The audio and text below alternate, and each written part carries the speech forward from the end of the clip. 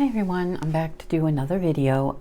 This one is going to be a combination kind of video. It's going to be, I know Natalia did, from her channel Ouroboros did a hashtag 5 master tarot guide books. I'm probably going to do a response to that. I had actually 3 of the ones that she had in hers were actually mine. So I may still put in my 2. Or I may just review why 3 of hers were I consider masters as far as tarot guidebooks. But this one is going to be more on just magic in general, as I am a witch and my practice with tarot is very much linked to me as my spiritual path, but also as my practical witchcraft, because witchcraft to me is not really a spiritual path. It's magic. But I also use tarot in magic, and also just a couple of books that when I first started my my journey into witchcraft, my first, I must say this right now, I no longer have this book anymore, but I do have one of the tarot books that I will be showing by this author and practitioner, and that who really was responsible for me on my journey into witchcraft, and that's Dorothy Morrison. I had gone into a bookstore and I had seen her book, The Craft.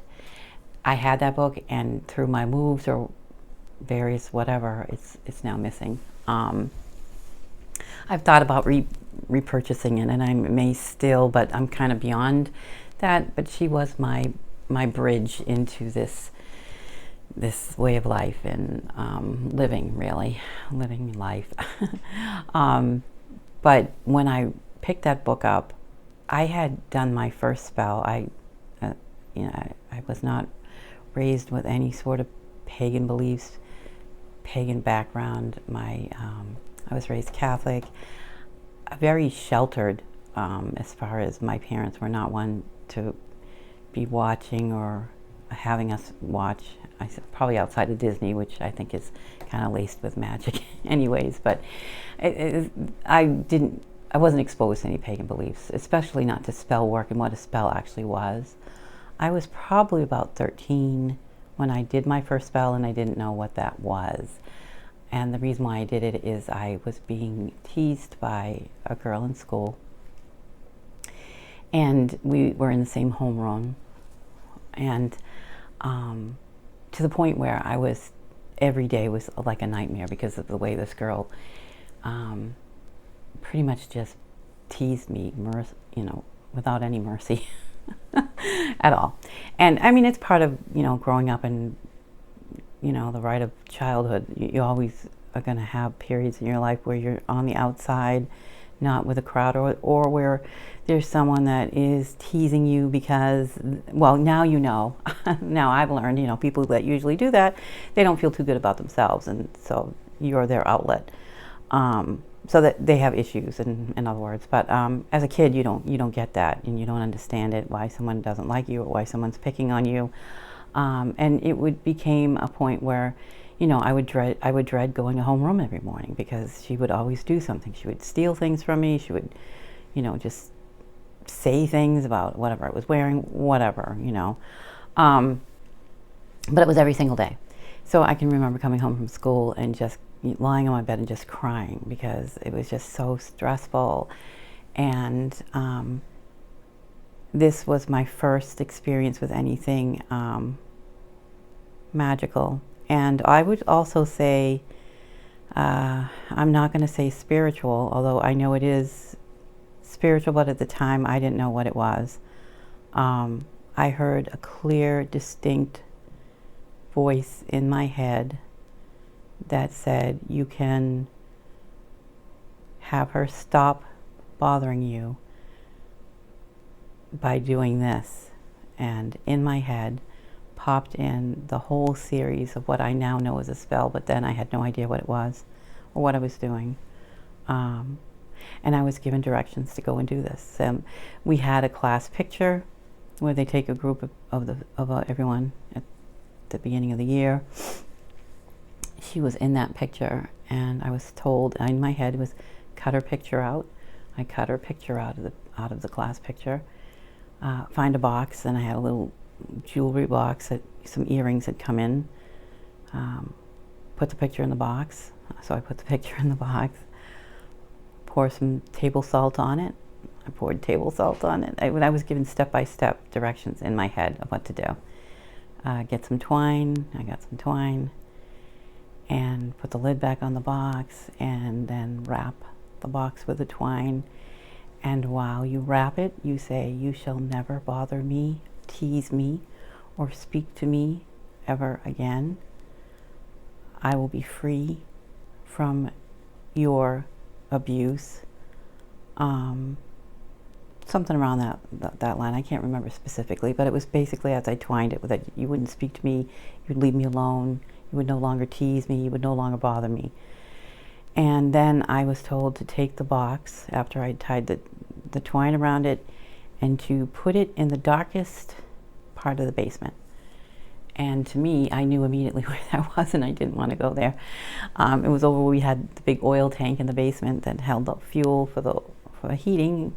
And it was in the darkest corner of the basement, and it was creepy, and there were like spiders down there. And but I went, and I was to push that box to the farthest corner behind the tank. And I got down and I pushed it in, went through spider webs. It was horrible, and I pushed it to the farthest corner. I half crawled under there, and then I said, "Now forget about it."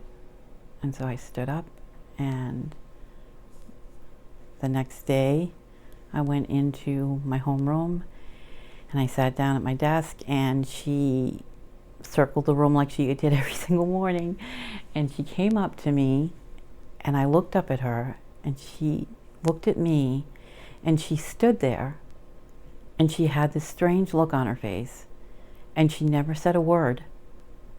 And all of a sudden, she just walked away. And from that day on, she never bothered me ever again. So flash forward from being 13 to I was in my early 30s. I was in a bookshop with my husband. We were recently married, and one of the things that we had brought us together was just a belief in like we were leaning towards a pagan beliefs, and I had started my research on it, but more like Wicca. Nothing about witchcraft, but more like Wicca. And I stood looking at books, and there was Dorothy Morrison's book, The Craft. And I looked at it, and I thought, The Craft? And I picked it up, and I opened it up, and it has everything in it, but it fell open to the page of spells. And I read it, and I was like, I instantly, like I had forgotten that episode when I was 13, like completely after that happened. I never did anything like it again.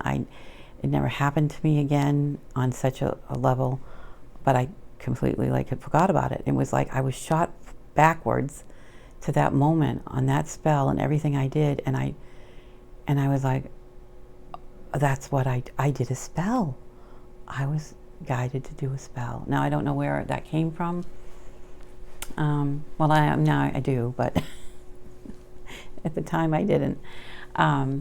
So that was the start of it. Then it was, I need to find out more about spell work. So I started to lean away from Wicca and more towards witchcraft, to kind of connect with that energy and the idea of being able to influence and create things in your life. But it also comes down to influencing people, and that's why as far as like magic and magic channels and witchcraft, and I mean, to me it's nothing to take lightly. I know now that any spell that you do, you should really think long and hard about it, because it's like I've said before in other things, it's like a ripple, and there are consequences to it, and it's an energy level. And when you affect other people in any way, their behavior, depending on the level of it and what it really means, will be how it affects you. And you may get your short-term benefits, but there is always a price for magic, no matter what anyone wants to say. And I'm not talking about, I'm talking about real magic. I'm not talking about pretend. Like, there's people that live around the fluffy part of it, maybe, like having herbs or incense, if you practice real magic and you actually have had a spell where you have had it work successfully, there's a consequence to it. So most of the time, I would say the amount of spell work that I actually do is very limited, because actual spells is limited. I always am creating my life, but as far as an actual spell where I'm going to do a huge change that affects another person, it's very, very limited. It would be for protection. I think on Mary Grace Farron's, when she was speaking about the Malokia, the evil eye, and then have you ever cast a spell against someone, or would you cast an evil eye? I personally would never cast an evil eye on someone. I think I discussed that. But then again, if someone I loved, or I felt a danger, perhaps, I may.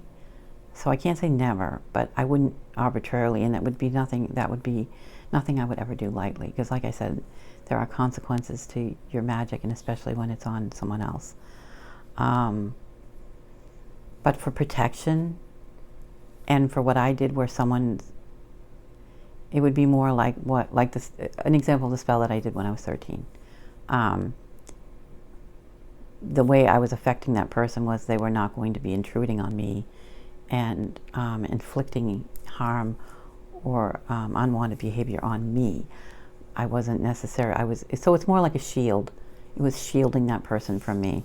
And that kind of magic is probably the way I use it the most.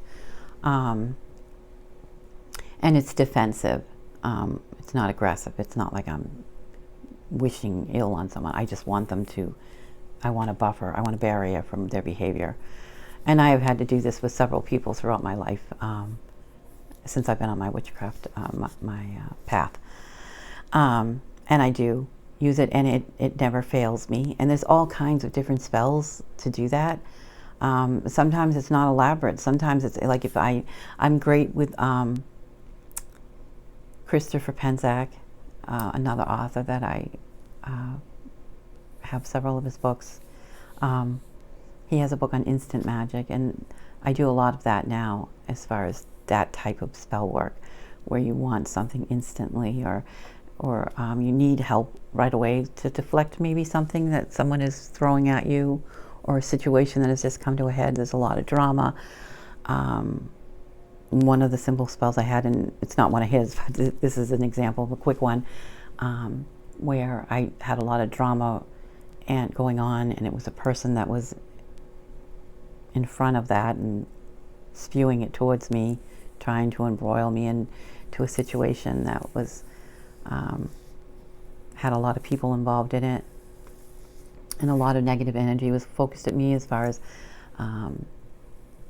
trying to drag me in as far as being responsible, and it was like a mess. So basically it was this one person that was kind of running all of this negative energy towards me in a situation. And I literally, one day, and I was at work, and I just quietly took 5 minutes, and I had received a phone call from the person. I said, okay, that's it. They're bothering me at work. And I sat down, and I instantly thought of that person being wrapped around in cotton, a light, fluffy cotton that was white. And I pictured them kind of like a web, being cocooned in that web.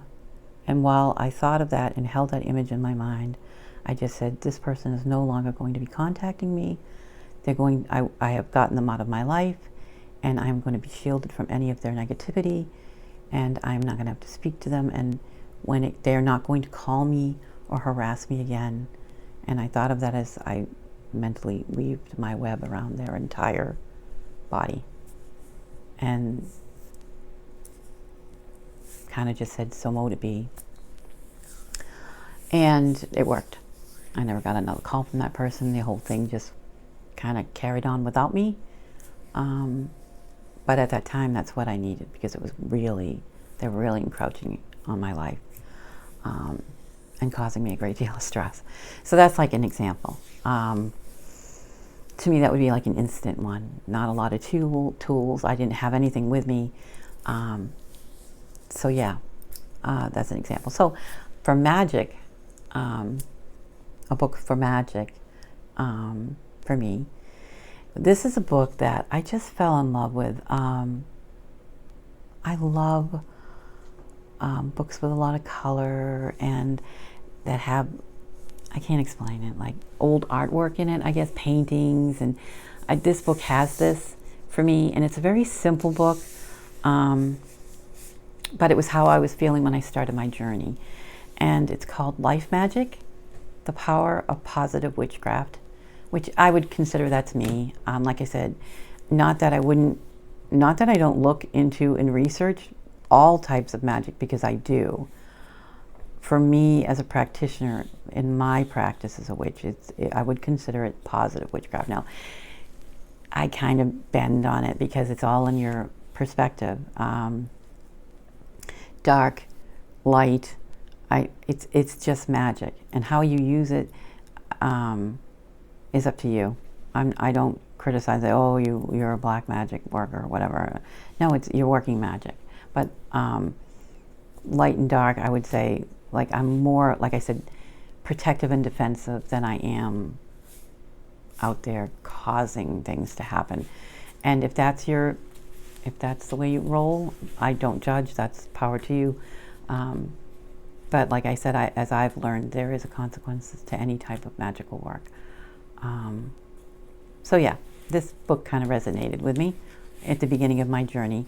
It's by Susan Bowes, and I thought at the back that it gave a little write-up about her. And when I was reading it in the store, I said, okay, this is something I really want to. This is a book I really want to look at and get into. It says, Susan Bowes is a white witch with a deep understanding of the positive energies that drive all our lives, and the skill to communicate. Okay, I'll speak in a minute. And the skill to communicate her knowledge. She began her career as a corporate television scriptwriter and producer, but after she survived a plane crash at the age of 36, her life changed direction, and she returned to her interest in magic, myth, and fantasy. Bowes' travels around the world led her to study with esoteric teachers and healers throughout England, the United States, Canada, Mexico, and Guatemala. And the Guatemala part probably had a lot to do with it as well, because my sons, their dad was from Guatemala. And so, yeah, I have a connection to that country.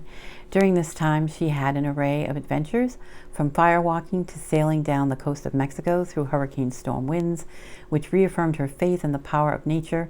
She returned to England in the early 1990s to concentrate on her writing career, focusing on the esoteric mysteries of life with her first book, Notions and Potions, which I don't have, but I actually looked into this after I was thinking about reviewing this book and read that again. I'm like, oh yeah, she had another book that I never really looked into. So I've added that to my list of, maybe I'm going to get it, I don't know. But what I love, this is an example of what I love. Just the artwork alone in the book, the way it's set up, it's just beautiful. I hope you can see the pictures. It's just beautiful. And the introduction, life magic is a celebration of the goddess and the old crafts, those magical and mysterious ways that most of us have forgotten. Modern hedonistic pursuits leave little room for the enchanted sorcery of life, and the romance of the unknown finds little comfort among the audio and visual aids that assail our senses from morning to night. But rest assured, the ways of the goddess are there in every puff of wind, ripple of water, crackle of fire, and clod of soil. The goddess, mistress of the hidden traditions, speaks to us in our dream time and in those silent moments when suddenly everything comes clear. I really related to that just because of that spell. When I was 13, when I read this, that's what I felt.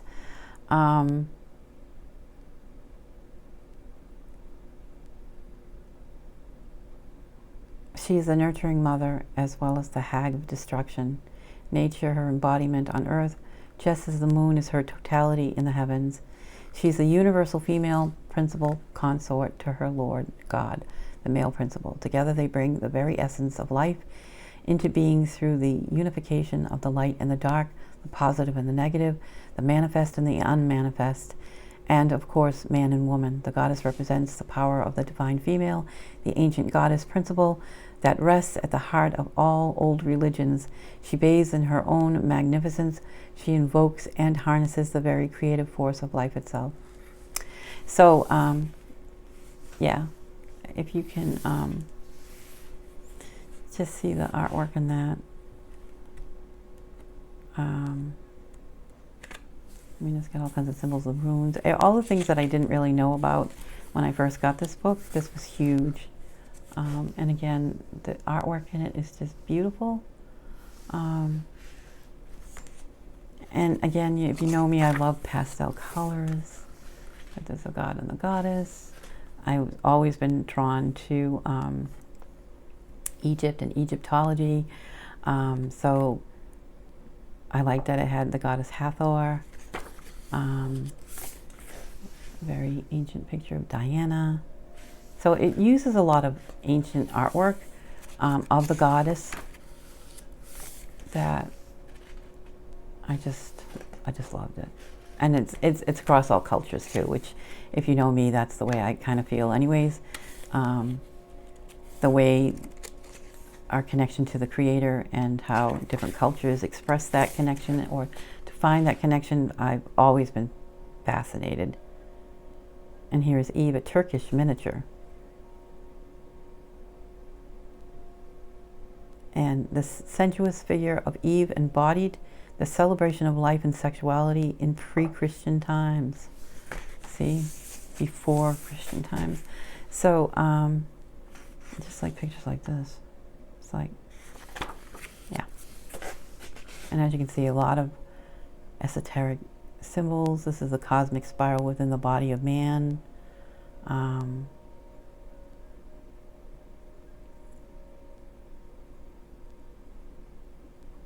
And the flow of energy in a body.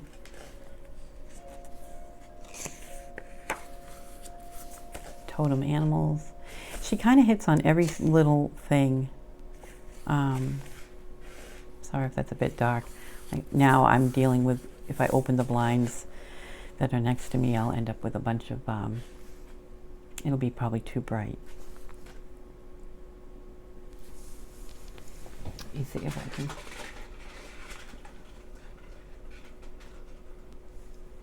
Yeah, I think it would be too bright.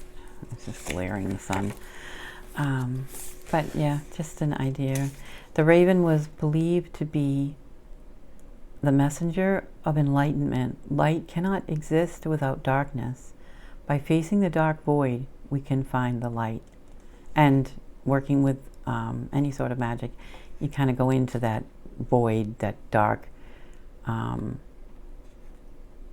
primordial soup that's out there, and that's where you draw. That's where I think of drawing my creative powers from. But even look at this. This Luna picture is beautiful.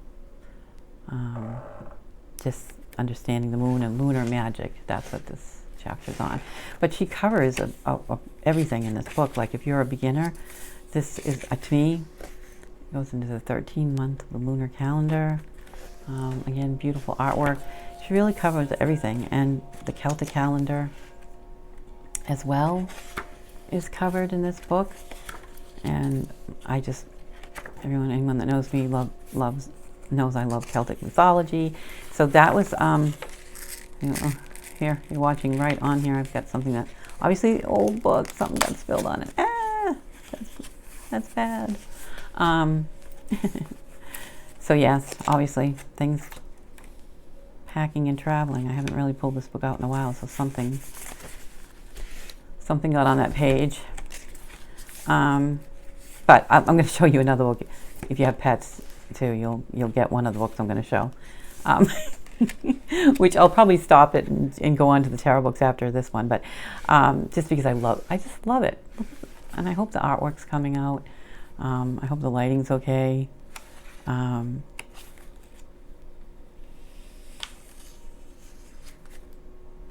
But it's just beautiful. So, beautiful pictures, just absolutely. And it goes into the different celebrations and festivals. She really does a great job. Everything is in here that you would need for the Sabbats, the solstices, everything. Witchcraft, magic. She goes into magic as well. Symbolism and the symbolism of numbers.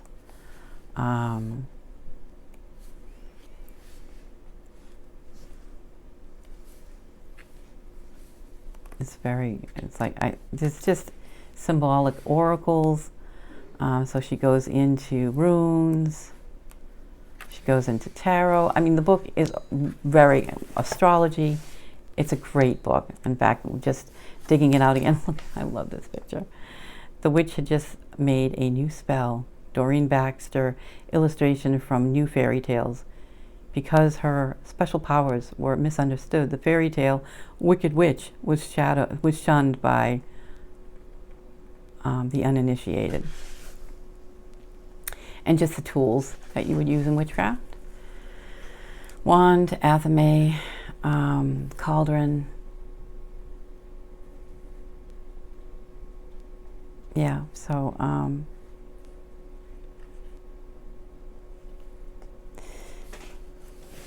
even into the pentacle. So it's a wonderful, and it goes into a grimoire book. It's really a great beginning book, and it's even something now that now that I pulled it out again, it's like, okay, why haven't I had this just by me all the time as a refresher of things? Healing spells. She got healing spells in here. There are some spells.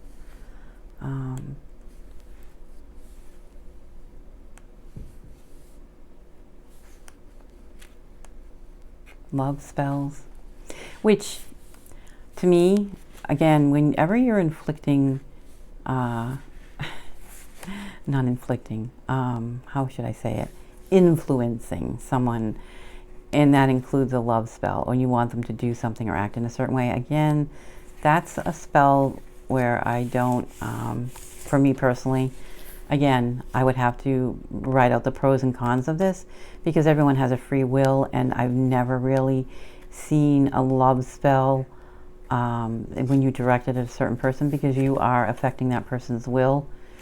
When you do something like that, you may get short end results from it, but I believe there is, like I said, there is a price to that. This is beautiful rites of passage, about death. Yeah, so again, a beautiful book. It's just gorgeous to look at it. And a book that it reminds me of too, another book in my collection. And this is a book that I got, The Mythic Journey, The Meaning of Life, I'll get it in a minute, The Meaning of Myth as a Guide for Life by Liz Green and Juliet Sharman Burke. This book reminds me of this one. Not so much this one is based on like magic, but the artwork, and it is all about mythic tales, and how those mythic tales are a reflection of life journeys. And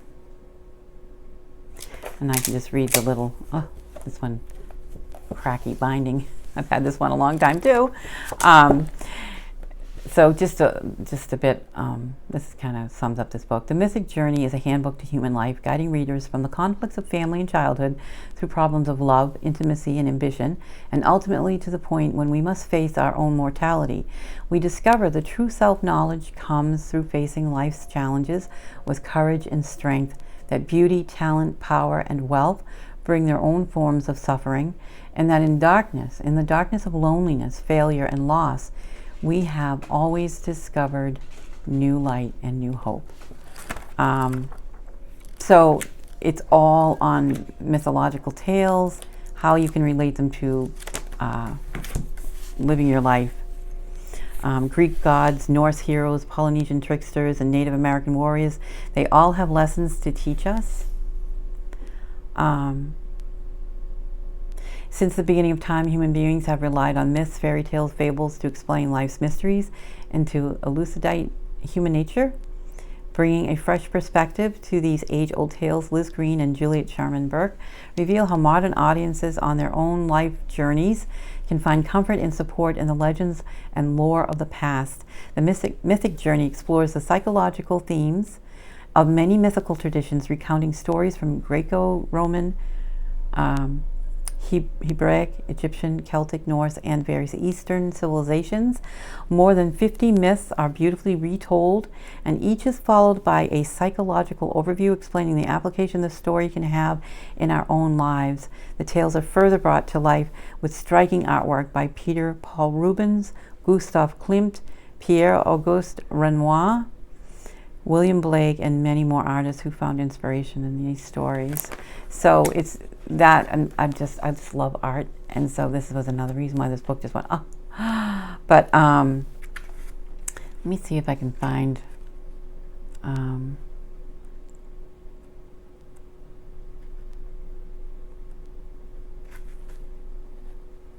commentary. See, so all right, so you see this Romulus and Remus, who is the biggest and the best of that.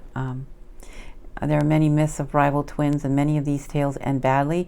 In this story from ancient Rome, the enmity is not due to parental sources. It arises from simple jealousy over who is going to be first and best on the world stage. The matter-of-fact way in which the Romans portrayed the jealousy between Romulus and Remus and the murder of one by the other reflects the timeless and archetypical nature of sibling rivalry. And so you get the story of it, and then you get a commentary about it. And it says, although murder is not the usual outcome of sibling rivalry, lasting coldness and enmity in adult life are sometimes the fruit of a childhood in which competition proves stronger than cooperation, and envy more powerful than affection. Material security in the form of money or prosperity or property in the cause of many quarrel between siblings, especially when it concerns who will inherit how much from the parents when they die. And it is worldly power which fuels the struggle between Romulus and Remus, not a quest for a parent's love. Is there anything parents can do when confronted with such a demonstration of rivalry between offspring? It is most commonly expressed between two brothers or two sisters, and while in some families such jealousy is balanced by mutual loyalty, in others animosity can corrode the home atmosphere and create lasting scars in one or both children. Perhaps one of the keys to the problem lies in this story.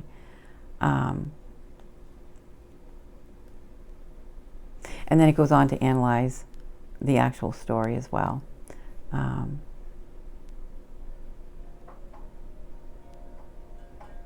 Yeah. So, yeah, like this is, like I said, just another, I just love the way they take the actual story and then they do a little write-up about how, you know, you can encounter this in our lives as well. I personally have experienced it, you know, when parents die and any sort of aftermath of that, and who's going to do what and who's responsible for what can really, really divide families.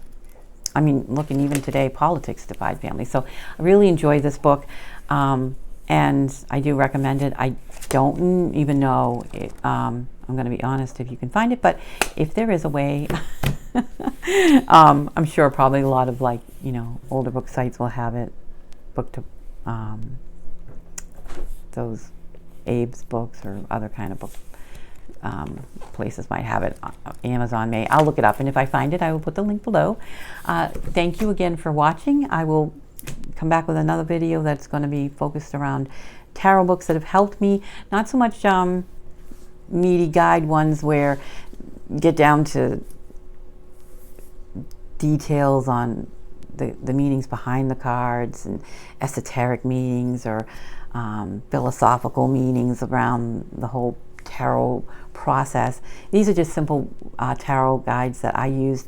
A couple of them hit home with me because, as you know, as a witch and my magic practice, it has a magical view on tarot, and I use tarot when I do some spells. That's another quick way, using tarot for spells as well. And so that's going to be my next video. Thank you so much for tuning in. Thumbs up if you liked it. Subscribe if you haven't. And I appreciate the time you've taken to listen to me ramble on. Thanks. Bye.